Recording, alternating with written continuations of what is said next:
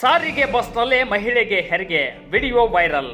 ತುಂಬು ಗರ್ಭಿಣಿಯರನ್ನು ದೂರ ಪ್ರಯಾಣಿಸದಂತೆ ಎಚ್ಚರಿಕೆ ವಹಿಸಲಾಗುತ್ತದೆ.